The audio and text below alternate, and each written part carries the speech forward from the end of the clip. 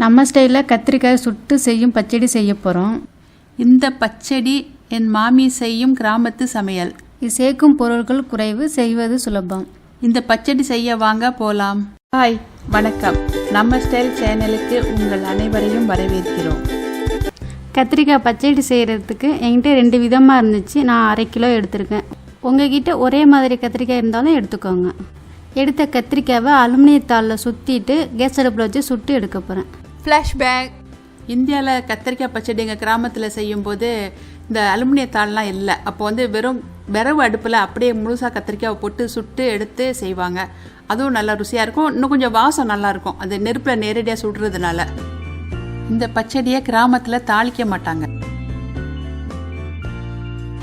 இந்த மாதிரி கத்திரிக்காவை நல்லா சுற்றி எடுத்துக்கோங்க. 2 பெரிய வெங்காயம் பொடிசாக வெட்டி வச்சுருக்கேன். 6 பச்சை மிளகாய் எடுத்து வச்சுருக்கேன். தேவைக்கு உப்பு. திக்காக கரைச்ச புளி 3 மேஜைக்கரண்டி தேவைப்படும்.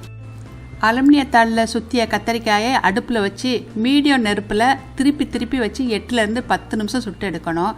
கத்திரிக்காய் சைஸை பொறுத்து வேகம் நேரம் கூட குறைய ஆகலாம். கத்திரிக்காய் வெந்துட்டான்னு பார்க்கணுன்னா அதை இடிக்கிய வச்சு நம்ம அழுத்தினாலே தெரியும், சாஃப்டாக இருக்கும். வெந்த கத்திரிக்காயை சூடு ஆறுனதுக்கு அப்புறம் அந்த அலுமினியத்தாளை எடுத்துட்டு அது மேலே உள்ள தோலை உரித்து எடுத்துக்குவோம்.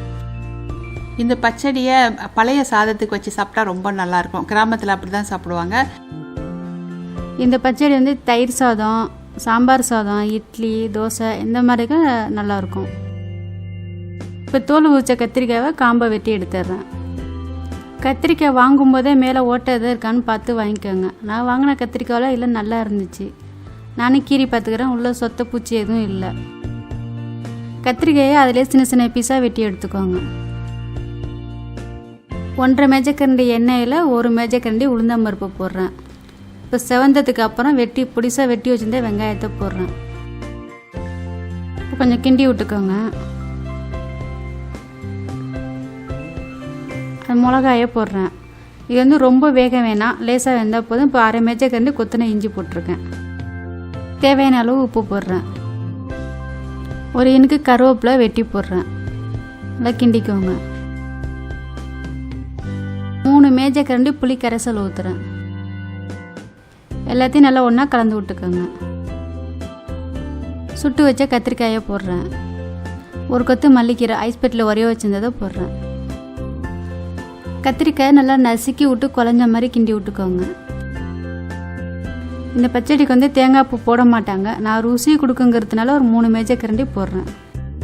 நம்ம ஸ்டைலில் கத்திரிக்காய் பச்சடி தயாராகிட்டு, நீங்களும் ரசித்து செஞ்சதை ருசித்து சாப்பிட்டு பார்த்துட்டு ஆதரவு கொடுங்க.